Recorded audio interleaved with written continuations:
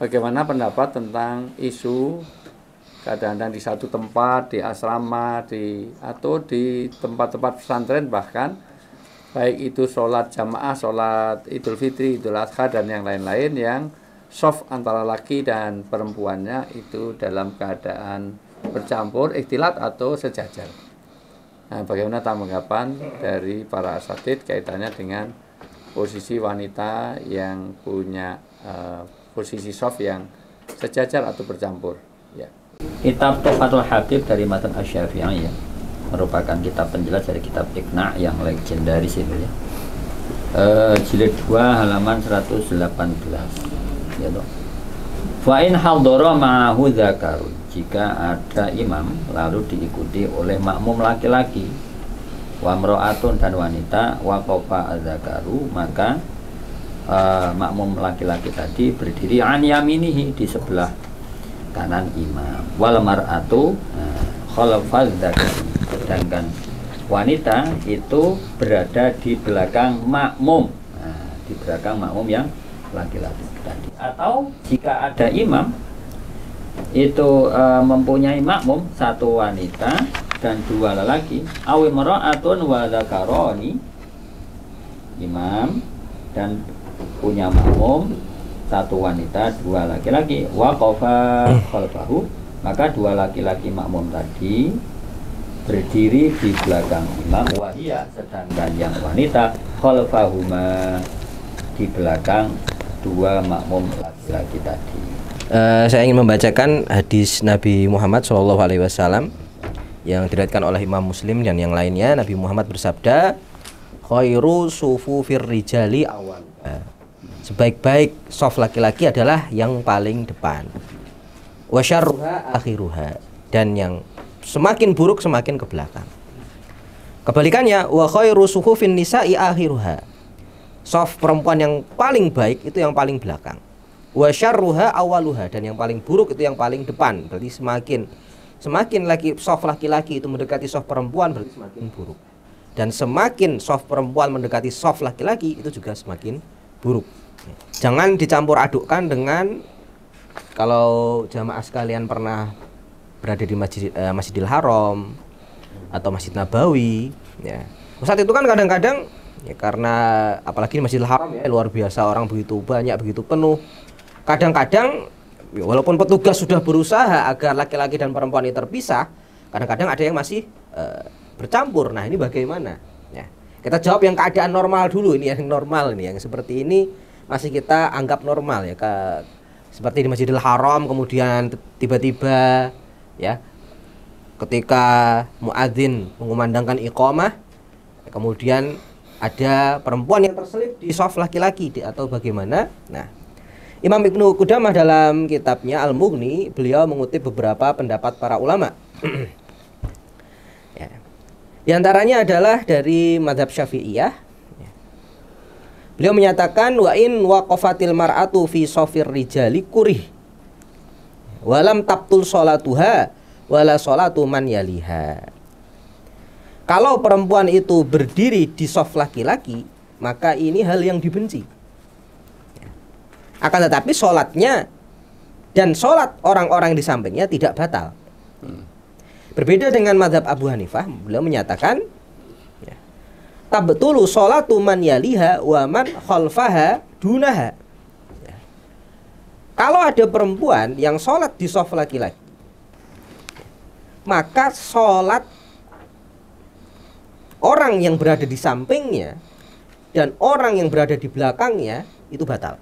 Mungkin kalau di masjid yang selain di Mekah ya, saya pikir kalau di Mekah tetap saja ada yang seperti itu ya, karena tidak mungkin kita mensterilkan 100% untuk wanita yang sedang tawaf, tiba-tiba ada azan walaupun mau disterilkan, tapi kadang-kadang kan ngeyel. Ya, satu ngeyel, dua karena ketidaktahuan ya, kita berhusnuzon juga. Ketiga, ketakutan, karena kadang-kadang kalau pisah dengan suami itu, sementara suami itu dan rombongannya, bukan suami ya, rombongannya ada di depan, sementara dia wanita yang harus terpisah, yang tidak tahu bahasa segala macam. Mungkinlah dalam keterpaksaan itu pakai pendapat yang pertama tadi, oke. Tetapi kalau di tempat umum saya pikir lebih cenderung Imam Hanafi ya. Bagaimana kita di masjid tiba-tiba depan kita ada wanita yang dengan rukuk dan sujudnya, dan ketika saya nggak bayangin pasti tidak khusyuk lah. Kita sujud sementara ada kakinya wanita di depan kita itu. Nyujuti kaki wanita kan tetap, apalagi wanitanya masih bening, masih muda, masih begitu. Ya. Saya pernah cerita sedikit saat ngalami ya di stasiun Bogor itu, saat di terminal di apa itu tempat parkirannya kan musola kecil sekali. Jadi teman saya jadi imam, saya makmum. Tengah jalan tiba-tiba nambah perempuan lagi jadi makmum, ini kecil sekali Zat. Jadi nggak, jaraknya memang nggak terlalu jauh, jadi dekat. Nah kayak gitu masuk kategori yang tadi tuh bagaimana? Ya kalau keterpaksaan ya. Dan kita memang nggak bisa menghindar, memang kecil sekali. Ya kalau keterpaksaan ya bagaimana? Ini bukan karena kita pengen ada perempuan di tengah-tengah soft laki-laki, kan bukan seperti itu. Tapi memang benar kata antum Zat, maksudnya Ya. rusuknya bubar. Ya enggak apa-apa, nanti banyak cerita-cerita yang lain ya kita. Nah, tapi poinnya kan yang kedua yang di sini yang ditanyakan oleh penanya adalah ketika menyengaja. Ya, diadakan- apalagi ini kursinya di asrama, di Nah. pesantren kan bisa diatur. Nah, gitu. di sini ya, silakan. ini saya sampaikan Ya, fakta dulu. silakan. Dulu Nabi Muhammad, bagaimana pengaturan soft Nabi Muhammad. Jadi Nabi Muhammad ya diriwayatkan oleh Ummu Salamah dan yang lain, karena Rasulullah SAW idza sallama maka qalilan. Kalau Nabi Muhammad setelah selesai sholat, beliau itu duduk diam. Duduk diam. Nah, apa? Kenapa Nabi Muhammad duduk diam? Nah, di sini wa kanu yarawna anna dzalika kaima yang fadza an-nisa'u qabla rijal. Oh. Nah, kenapa Nabi Muhammad duduk diam? Agar jamaah laki-laki semuanya turut bersama Nabi. Ikut duduk diam. Dan perempuan bisa menarik diri dulu. Keluar dari masjid terlebih dahulu. Sehingga ketika bahkan di sholat tadi di soft ya, Nabi Muhammad bahwa soft laki-laki itu di depan, soft perempuan di belakang. Masjid Nabawi memang aslinya tidak ada sekat. Masjid awal, tapi soft laki-laki pasti di depan, soft perempuan pasti di belakang. Sudah dibuat ketentuan seperti itu pun Nabi Muhammad berusaha agar laki-laki dan perempuan tidak tercampur ketika keluar masjid. Caranya laki-laki ikut Nabi Muhammad duduk diam, perempuan agar pergi terlebih dahulu gitu. Monggo sekarang. Bahkan pengaturannya kalau sebenarnya kalau hijab di KM itu punya pengaturan di mana yang paling belakang untuk laki-laki itu untuk anak-anak. Jadi kan menjadi beda ya kalau memang anak kecil atau belum. Jadi justru anak-anak itu jangan di belakang imam malah. Karena mosok di belakang imam nanti kacau, kalau imamnya salah nanti nggak bisa gantikan dan yang lain-lain. Nah, saya pikir itu juga dikondisikan itu. Di pengaturan-pengaturan itu biasanya orang-orang yang senior tentu di soft-soft paling depan, kemudian orang sepuh-sepuh baru, nanti yang anak-anak kecil itu di soft belakang untuk para laki-laki. Tadi Ustadz Imad telah menjelaskan bagaimana pengaturan soft dari Rasulullah SAW yang itu sudah ijma, ya, sudah disepakati.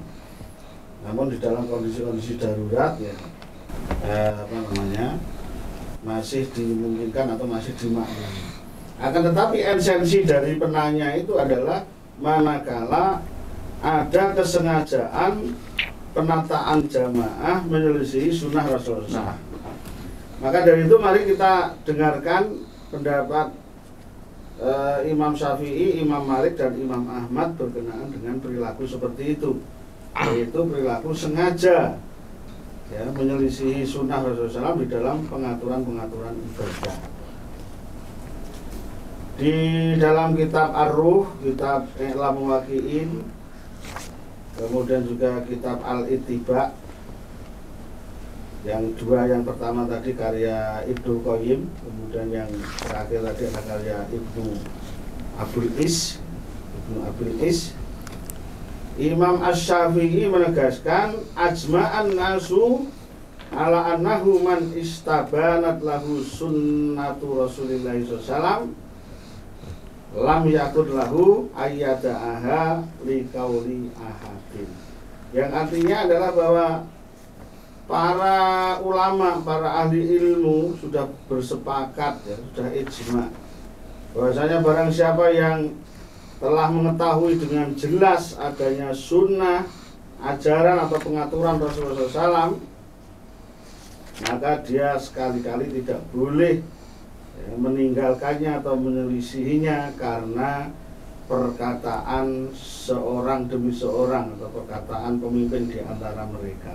Ya, catatan penting ya, betapa bahayanya bid'ah karena itu merendahkan Rasulullah. Jadi seolah-olah Rasulullah tidak lengkap di dalam mengajarkannya sehingga kita perlu nambah-nambahi atau tentang orang. Al-yawma akmaltu lakum. Akmal itu artinya sesuatu yang sudah disempurnakan dari semuanya. Nah, nanti dalam bahasa lain untuk ibadah itu akmal, tetapi untuk nikmat itu atmam. Apa bedanya atmam dan akmal? Nah, ini juga strategi marketing biar Kalam tetap kita ikuti terus. Ternyata banyak hal yang belum kita ketahui daripada yang sudah kita ketahui. Wallahu a'lam bishawab. Baik, pemirsa Kalam, sampai di sini dulu sudah waktunya untuk kita dengar azan, dan insya Allah pertanyaan-pertanyaan yang masuk yang belum terbahas nanti akan kita bahas di waktu yang selanjutnya. Semua saran, semua masukan, semua persoalan silahkan layangkan di Kalam, di Lembaga Kajian dan Konsultasi Islam. Saya Ustaz Jayanto beserta para asatidz yang ada. Assalamualaikum warahmatullahi wabarakatuh. Waalaikumsalam warahmatullahi wabarakatuh.